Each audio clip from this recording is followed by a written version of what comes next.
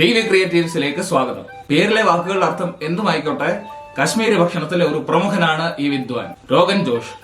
പ്രത്യേകിച്ചും മട്ടൺ അല്ലെങ്കിൽ ലാമ്പ് കൊണ്ടുണ്ടാക്കുന്ന രോഗൻ ജോഷ്.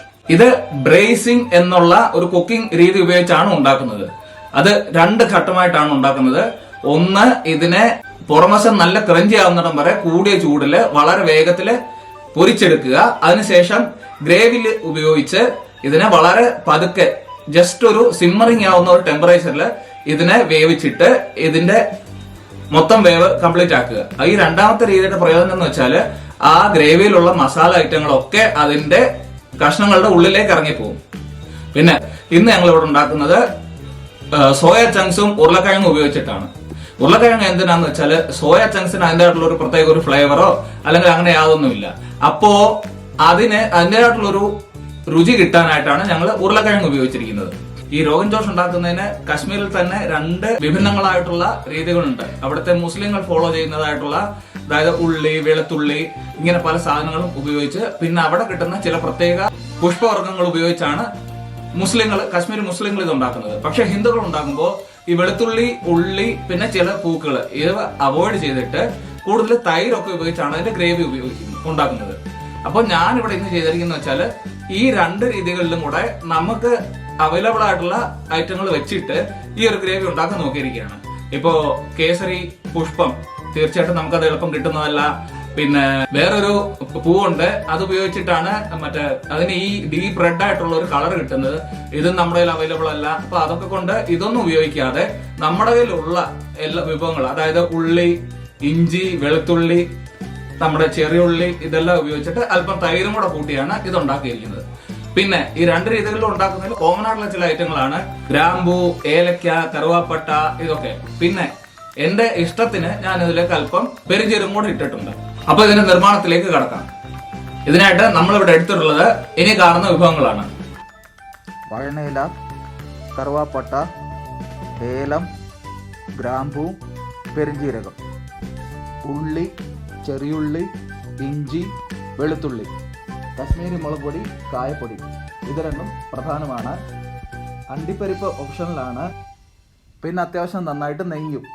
കശ്മീരികൾ ഇതിൽ നെയ്യ് ഉപയോഗിക്കാറില്ല, പക്ഷെ നമുക്ക് ഉപയോഗിക്കേണ്ടി വരുന്നു. കാര്യം എന്താണെന്ന് വെച്ചാല് ഇപ്പൊ നോൺ വെജ് എടുക്കുകയാണെങ്കിൽ ഇപ്പൊ മട്ടൺ, ചിക്കനോ എന്തുമായാലും അതിന് അതിൻ്റെതായിട്ടുള്ളൊരു നെയ്മയം ഉണ്ടല്ലോ. പക്ഷെ ഇപ്പോൾ ഈ ഉരുളക്കിഴങ്ങിനോ സോയക്കോ ഒക്കെ എവിടുന്ന നെയ്യ്. അപ്പോൾ അതിന്റെ ഒരു ഇതിന് ബാലൻസ് ചെയ്യാനായിട്ടാണ് നമ്മളിവിടെ പശുവിൻ നെയ്യ് ഉപയോഗിച്ചിരിക്കുന്നത്. പിന്നെ കഷ്ണങ്ങൾ ഉരുളക്കിഴങ്ങും സോയ ചങ്ക്സും. എന്നാൽ ഇതിന്റെ നിർമ്മാണം തുടങ്ങാം.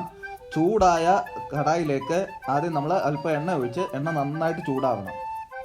എന്നിട്ട് ഇതിലേക്ക് ഗരം മസാല ഐറ്റങ്ങളൊക്കെ ഒന്ന് ഇട്ടിട്ട് ഇതിനെ ഒന്ന് വഴറ്റിയെടുക്കണം. ഇനി ഇതിലേക്ക് ഇഞ്ചി, വെളുത്തുള്ളി ഇത് 2 ഇട്ടിട്ട് അതും നന്നായിട്ട് വഴറ്റിയെടുക്കണം. ഇഞ്ചിയും വെളുത്തുള്ളിയും വഴണ്ടു കഴിഞ്ഞാൽ ഇനി നമുക്ക് അതിലേക്ക് ഉള്ളി ഇടാം. ഉള്ളി വഴലാനായിട്ട് അപ്പോൾ തന്നെ നമുക്ക് കുറച്ച് ഉപ്പും കൂടെ അതിലേക്ക് ഇടണം. ഇത് അരയ്ക്കാനുള്ള ആയതുകൊണ്ട് നമുക്ക് അധികം അങ്ങനെ വഴറ്റിയെടുക്കുകയൊന്നും വേണ്ട. പിന്നെ ഉള്ളി അത്യാവശ്യം വഴണ്ടു കഴിഞ്ഞാൽ നമുക്ക് ഇതിലേക്ക് ചെറിയ ഉള്ളിയും കൂടി ഇടാം. ഇത്ര ഒന്ന് വഴണ്ടു കഴിഞ്ഞാൽ നമുക്കിതിലേക്ക് അണ്ടിപ്പരിപ്പിട്ട് നന്നായിട്ടൊന്ന് വഴറ്റിയെടുക്കണം. ഇനി നമുക്കിതിലേക്ക് ചുവന്ന മുളകും കായപ്പൊടിയും ഇട്ട് ഒന്ന് ഇളക്കിയെടുക്കണം. അത്യാവശ്യം ഇത്ര ഒന്ന് വഴണ്ടു കഴിഞ്ഞാൽ നമുക്കിതിനെ ഇനി ഒന്ന് അരച്ചെടുക്കണം. പക്ഷെ അതിനു മുമ്പ് ഒന്ന് തണുക്കാൻ അതിനെ വെച്ചേക്കണേ. വഴറ്റിയത് നന്നായിട്ട് അരച്ചതിന് ശേഷം നമുക്കൊരു കടായിൽ വീണ്ടും കുറച്ച് എണ്ണ ചൂടാക്കണം. എന്നിട്ട് ആദ്യം അതിലേക്ക് മുറിച്ച് വെച്ചിരിക്കുന്ന ഉരുളക്കിഴങ്ങ് കഷ്ണങ്ങൾ എടുത്തിട്ടിട്ട് ഒന്ന് വഴറ്റിയെടുക്കണം. ഈ മാക്സിമം ആക്കി വെക്കണേ. ഇനി ചൂടുവെള്ളത്തിൽ മുക്കി തയ്യാറാക്കി വെച്ചിരിക്കുന്ന സോയ ചങ്ക്സും അതിലേക്കിട്ട് വീണ്ടും ഒന്നുകൂടെ ഒന്ന് വഴറ്റണം. ഇത് അത്യാവശ്യം ഗോൾഡൻ ബ്രൗൺ കളർ ആയില്ലേ, ഈ പരുവത്തിലാണ് നമുക്ക് വേണ്ടത്. പിന്നെ ഇത് വേവും, അതിനെ കുറിച്ച് യാതൊരുവിധ സംശയവും വേണ്ട. ഈ കറി ഇനി ഗ്രേവി ഒക്കെ ഇട്ട് ഇതിനെ വേവിക്കാനുള്ളതാണ്. ഇതാ നമ്മൾ മുമ്പ് വഴറ്റി വെച്ച സാധനങ്ങളൊക്കെ ഈ പരുവത്തിൽ അരച്ചെടുത്തിട്ടുണ്ട്. ഇത് കഷ്ണങ്ങളിൽ തണുക്കുന്നതിന് മുമ്പ് അതിലേക്ക് ഒഴിച്ച് നമുക്ക് വീണ്ടും വേവിക്കാൻ തുടങ്ങണം. ഇനി ഈ കഷ്ണങ്ങൾ ഈ ഗ്രേവിയിൽ കുറഞ്ഞ ചൂടിൽ കിടന്ന് നന്നായിട്ട് വേവണം. അതിനായിട്ട് ഞാൻ കുറച്ച് വെള്ളം ഒഴിച്ച് കൊടുത്തിട്ടുണ്ട്. ഇടയ്ക്ക് വേണമെന്ന് തോന്നിയാൽ വേവ് കിട്ടാനായിട്ട് അല്പം കൂടെ വെള്ളം ഒഴിച്ച് കൊടുത്ത് ഇളക്കി കൊടുക്കാം. കഷ്ണങ്ങൾ അത്യാവശ്യം വെന്ത് കഴിഞ്ഞാൽ നമുക്കതിലേക്ക് ആ നെയ്യ് ഒഴിച്ചു കൊടുക്കാം. ഇനി ഇതിനെ നമുക്ക് അല്പനേരം അടച്ചു വെച്ച് വേവിക്കാം. ഒറിജിനലിൻ്റെ അത്ര ഒന്നും കളർഫുൾ അല്ലെങ്കിലും നമ്മുടെ രോഗൻ ജോഷ് ഇതാ തയ്യാറായിട്ടുണ്ട്. അപ്പോൾ എല്ലാവരും കണ്ടല്ലോ രോഗൻ ജോഷ് ഉണ്ടാക്കുന്ന രീതി. എല്ലാവരും ഇത് വീഡിയോയിൽ ട്രൈ ചെയ്യുക. നല്ല ടേസ്റ്റ് ഉള്ള ഒരു ഡിഷാണ്. പിന്നെ അതിൽ ഈ പറയുന്ന പോലെ കാശ്മീരി സാധനങ്ങളൊന്നും ഇല്ലെന്നേ ഉള്ളൂ. എന്നാലും നമുക്ക് മാക്സിമം ട്രൈ ചെയ്ത് നോക്കുക. ഉണ്ടാക്കി നല്ല രീതിയിൽ ഉണ്ടാക്കി കിട്ടിയാല് നല്ല അടിപൊളിയായിട്ടുള്ള ഒരു വിഭവമാണിത്. അപ്പൊ വീഡിയോയിൽ ഉണ്ടാക്കി നോക്കുക. ഇഷ്ടപ്പെട്ടാല് അതിനെക്കുറിച്ചുള്ള കമന്റുകള് നമ്മുടെ ഈ കമന്റ് സെക്ഷനിൽ ഇടുക. പിന്നെ ഈ ചാനൽ, ഈ വീഡിയോ പിന്നെ മെനു ഇഷ്ടപ്പെട്ടു കഴിഞ്ഞാല് ഈ നമ്മുടെ ചാനലിന്റെ ലൈക്ക് ബട്ടൺ പ്രസ് ചെയ്യാൻ മറക്കരുത്. പിന്നെ ഇനി ഇതുപോലുള്ള നല്ല നല്ല വീഡിയോകൾ നമ്മൾ ഇടാൻ പോകുന്നുണ്ട്. അപ്പോൾ നമ്മുടെ ചാനൽ സബ്സ്ക്രൈബ് ചെയ്യുക.